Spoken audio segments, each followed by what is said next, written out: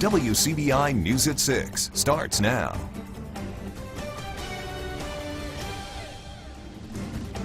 Good evening, everyone. Columbus police continue searching for a gunman tonight after 2 men were shot inside a store. One of the men was shot multiple times. First responders report he was hit in the neck, the leg, and arm. It was about 2:15 this afternoon. Here are images of the victim now speaking with first responders, loading him onto an ambulance. Columbus Police Department Assistant Chief Fred Shelton says the gunshot victim is in his late 20s. Both men were shot inside OK Foods at the intersection of 7th Avenue and 18th Street North. A city spokesman says their injuries are non-life-threatening. They were not employees of the store. No arrest has been made. Police have identified the car of a person of interest. Police also recovered a handgun at the store. This developing story out of West Alabama. One of the 2 jail escapees from Marion County, Alabama, is back in jail tonight. He was caught at his grandmother's house. Marion County deputies say 20-year-old Zeppelin Kennedy was arrested in Hamilton, Alabama about 1:30 this afternoon. Kennedy was in jail on 31 counts of possession of pornography and production of pornography with a minor. He will now be charged with escape, second degree, and other charges are possible. Kennedy's grandmother, 57-year-old Margie Annette Huddleston, is now charged with aiding and abetting. Corey Dean remains on the run from the law. He was in jail on burglary, criminal mischief, arson, and discharging a firearm into an unoccupied dwelling charges. Investigators are concentrating their search for him in the Lamar County, Alabama, and East Mississippi area. Law enforcement believe the duo were recently in Kennedy, Alabama together. Then the 2 men split up. 9 people have been charged so far with helping Kennedy and Dean make a break from deputies across West Alabama. Multiple agencies are assisting in the search. If you know where Corey Dean is tonight, call 911. A Guntown man pleads guilty in a foiled plot to kidnap a circuit court judge. Matthew Fowler pled guilty to 1 count of conspiracy to commit burglary and 1 count of conspiracy to commit kidnapping this afternoon. Fowler and 2 other suspects were arrested last January. Investigators say witnesses at a Holiday Inn overheard the trio plotting to break in the home of Judge Paul Funderburk and kidnap the judge if he happened to be home. Sources say Fowler had a prior case before Judge Funderburk. Lee County Sheriff Jim Johnson says the 3 were intent with carrying out their plans. You know, it is a serious crime whether it be anybody that is threatened to be kidnapped. But this was a circuit judge here in our district that was doing his job, and these individuals sought out to burglarize his home and then contemplated that if he was at home they would restrain him and kidnap him as well. So you know, we work well with our district attorney here, our circuit judges. They all recuse themselves, let the Attorney General's office be the prosecuting end of it. Foster was sentenced to 10 years with 5 suspended on the kidnapping plea and 3 years on a drug charge. Thomas Waddle and William Rudolph are set to go to trial next month. Prentiss County Justice Court Clerk Donna Inman pleads not guilty to embezzlement. She waived her right to a public arraignment and made the plea. Inman was arrested earlier this month by the state auditor's office after an audit turned up missing money. The state auditor is demanding she repay more than $6,300, including the missing money, interest, and the cost of the investigation. She is free on a $5,000 bond. A sexual battery charge against a former Noxubee County bus driver and assistant band director are dropped. Freddie Poindexter was indicted last year. Multiple sources told WCBI the investigation was into allegations of inappropriate contact with a student. District Attorney Scott Colomb says the charge was dropped because the alleged victim was no longer willing to cooperate in the trial. Time now to get a first look at our forecast. We'll turn things over to Chief Meteorologist Keith Gibson for that. Keith? Well, Andrea, it's the second day of spring, but maybe it's the second day of summer. I don't know. I don't think Mother Nature knows. Temperatures today tapped out in the upper 80s here around the region. New records being established. We actually tied it in Tupelo, or broke it actually. 87 degrees, the old record, 84 in Tupelo earlier today. Currently, mid-80s across the board here in most spots. A little bit cooler in Corinth and Oxford. Some cooler air coming on down with the front moving our way. A big complex of storms toward northeast is not going to affect us here. So we will be quiet this evening. Get out there and make the most of it. Much cooler tomorrow, though. 60s return. Details are coming up. New at 6 tonight, the Alabama Department of Agriculture and Industries confirms a poultry flock in Pickens County has tested positive for the bird flu. Samples were taken from Pico Foods during a routine screening. The Agriculture Department says the samples tested positive for low pathogenic avian influenza. Pico Foods has now been placed under quarantine and surveillance zones are now in place around the plant. The Agriculture Department also says this strain of bird flu does not present a risk to the food supply or any of the animals at the plant. A flock in Madison County also tested positive for the bird flu. You can find out more details on our website, WCBI.com. A Lowndes County man reported missing earlier this week is safe tonight. Reginald Jerome Willis of Steens was last seen on March 3rd at a business on Highway 45 north in Columbus and was believed to be headed to Millport, Alabama. Willis contacted Columbus police earlier today. He is unharmed. Well, when someone goes missing, the first place you might go is law enforcement. From there, the process can be a little complicated. Yeah, WCBI Selena Schaefer speaks with agencies about what happens when someone is reported missing. Every person or every child, that goes missing is not necessarily an Amber Alert. There has to be a threat or the belief that that child is in imminent danger. There is certain criteria that needs to be met for a police chief or sheriff to declare an Amber Alert. These 5 questions all need to be answered yes, but every case is different. If it's a missing child, we'll take a whole different set of steps. If a child is, say, 12, 13 years old and under than we would if it's a 16 or 17-year-old that didn't come home last night after a party. Local and state law enforcement start the cases and then decide if the FBI or other federal groups need to know. That can be seen right now as law enforcement across the country are working together to track down Elizabeth Thomas, who is with her former teacher. So how much time needs to pass before someone is declared missing? 48 hours is a good guideline if they haven't been seen in 2 days. And the younger you get or the older you get, that number needs to shrink. For the elderly, silver alerts are only issued if the person suffers from some sort of mental disability. Sheriff Jason Pugh says there are preventatives people can take. I'll probably be in trouble with every teenage viewer on WCBI tonight, but I encourage their parents to if they have an iPhone, to turn on this Find My Phone. That sort of thing really works. It really helps them know where their children are, and it really helps us if there's a problem. So, there are steps that you can take. I want to extend the same courtesy to any parent that I would want if it was my child that was missing. Now, if someone has not been seen and you feel their life is in danger, go to your local law enforcement immediately. It's good information there.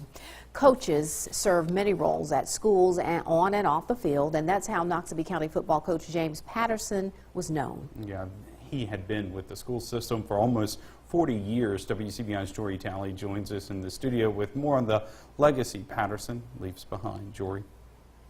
Andre and Joey, there are 2 types of people who live in Noxubee County, those who played for Coach Patterson and those that wanted to.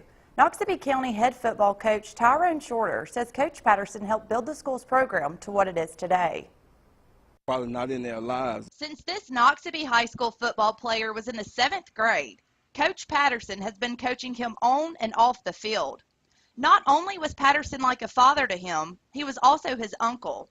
Kimbachi Mason says Friday Night Lights won't be the same without him. It made me want to work harder because when he was here, all he told me was, I'll work hard, never be satisfied. So, yeah, now I still remember that now. So, I'm always work hard, never quit. Sophomore Keziah Pruitt says Coach Patterson always pushed players to be the best. It means a lot to know that they're in your corner, they have your back with everything you do, like Coach Patterson, Coach Shorter and them. In every decision I make, I try to check with them because I know their opinion means a lot to me. Head football coach Tyrone Shorter worked by Coach Patterson's side for almost 20 years. He says he will remember his business side the most. Only time I ever seen him smile when we win a championship, and then he smiled. And then he said, Coach, now we can smile. So that's the Coach Patterson that I'm going to remember. But, that guy been in this community for 38 years, and he's touched the lives and he changed the lives of a lot of young people. Shorter says it's not about winning football games at Noxubee County. It's about touching kids' lives on and off the field, just like Coach Patterson has done for the last 3 decades. You can't replace a guy like that, because he was more than just a coach. He He was that father to these guys. He was that mentor. He was that big brother to them. A candlelight memorial will be held Thursday night at the Noxubee County football field to honor Patterson's life. Patterson's funeral service will be held this Saturday at noon at the high school. Audrey and Joey. All right, thanks a lot, Jory, for that live report. We'll have more, have an update on the Columbus City Council meeting coming up right after the break. Stay with us. Welcome back, everyone. A weekend shooting outside of a downtown Columbus night spot has residents and city leaders talking about safety tonight. The Columbus City Council takes up the matter at their meeting. That's right. WCBI's Quentin Smith is live at the Municipal Complex with the very latest on that. Quentin. That's right, Andre. It was definitely a packed crowd on hand inside during tonight's City Council meeting. Now, public safety was the big issue here. Residents were complaining, saying the Princess Theater is always overcrowded. So, as a result, the owner of the theater made a proposal saying he's willing to close off the back portion of his business, which is the theater portion, and only have open the front part to help reduce the number of people coming inside his business. And he also said he's willing to cut back on his hours, being open from 1:30 p.m. to 10 p.m. And the mayor and city council voted unanimously to adopt this proposal. Now, it takes effect right away. And also, the mayor, the police chief, as well as the owner of the theater, as well as concerned residents in the area, will meet within the next 2 weeks to talk about other possible ways to make that area safer. And at the next city council meeting, they'll take into account everything that happened within that 2-week period to find out whether or not those changes did make that area safer. And we'll have more coming up tonight on WCBI News at 9 and 10. But for now, reporting live in Columbus, Quentin Smith, back to you in the studio. All right, Quentin, thanks so much for that report. All right, time now for a preview of your forecast with Keith.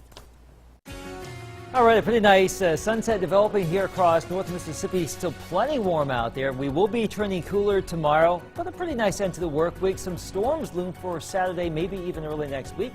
Details are next.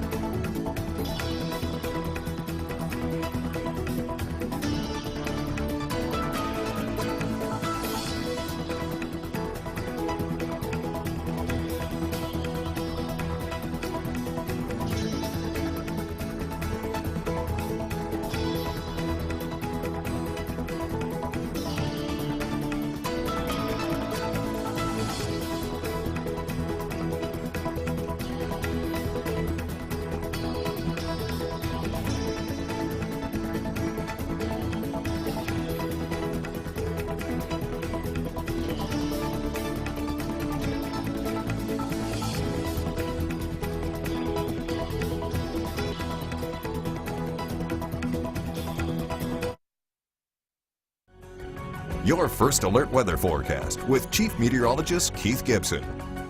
Good to see you this evening or afternoon, late afternoon, early this evening. Great to see you on this Tuesday, the second day of spring. Gorgeous weather. This is French Camp Elementary School. I was down there speaking to these great kindergartners earlier this morning. Had a great time down there in Choctaw County talking about clouds, high and low pressure, thunderstorms, tornadoes, all that good stuff. This is actually a prime severe weather season, so it's always good to go out and talk to the kids right now when we are preparing for the upcoming storm season. Had a great time earlier today.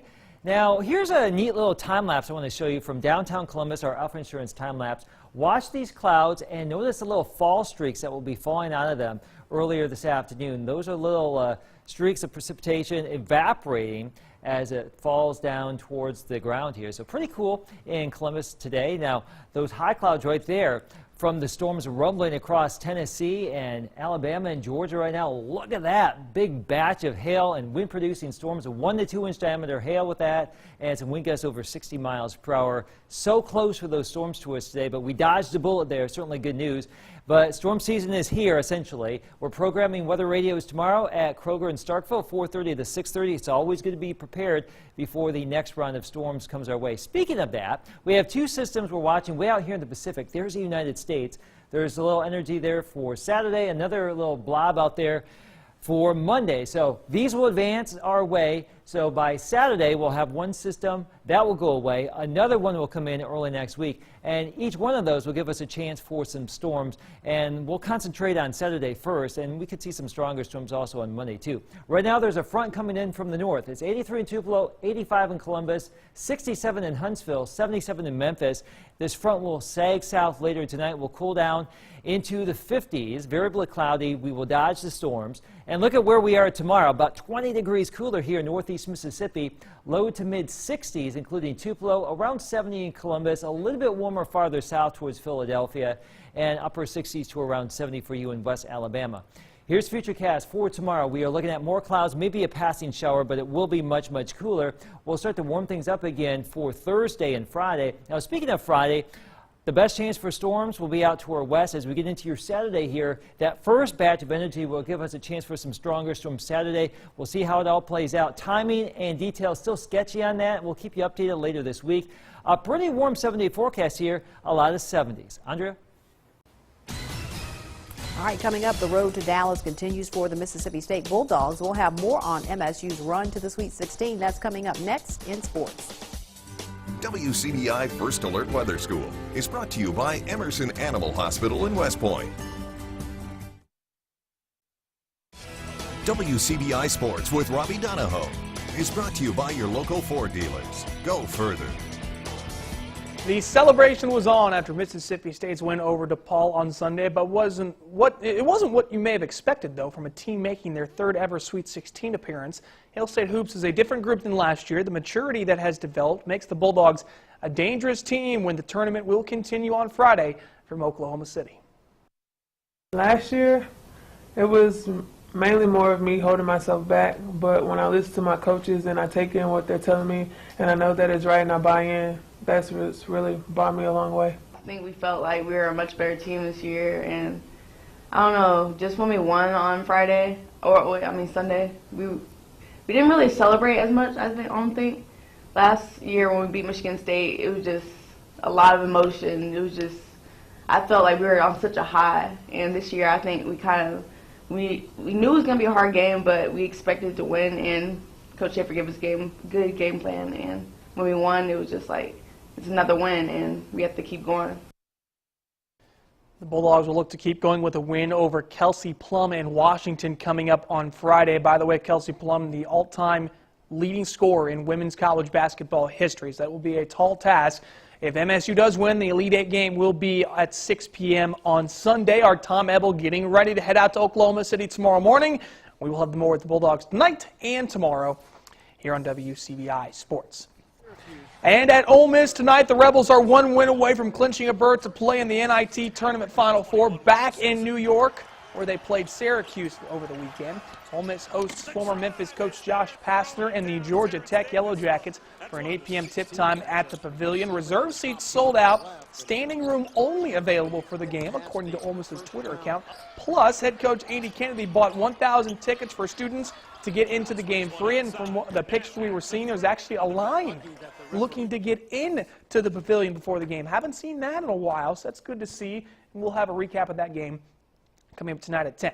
At Mississippi State, pro day for their football players coming up tomorrow morning. Now, this isn't your typical pro day because there's a couple big names on here that you're probably not used to seeing. Normally, we're just used to seeing the juniors and seniors that are going to the NFL draft. No, Boobie Dixon and Josh Robinson are actually going to be performing and participating at Pro Day. These are guys that are looking to get back into the league and showcase their talents and skills in front of NFL scouts. Fred Brown also on this list, so is Jay Hughes. Fred Brown was dismissed from the team this past season. Jay Hughes graduated not this past season, but the year before that, so they'll look to showcase their stuff. Also, one other name you want to keep an eye on, Tyler Sullivan, former Winston Academy star at Delta State. He will also be participating at Football Pro Day at Mississippi State as he looks to make his way into the league.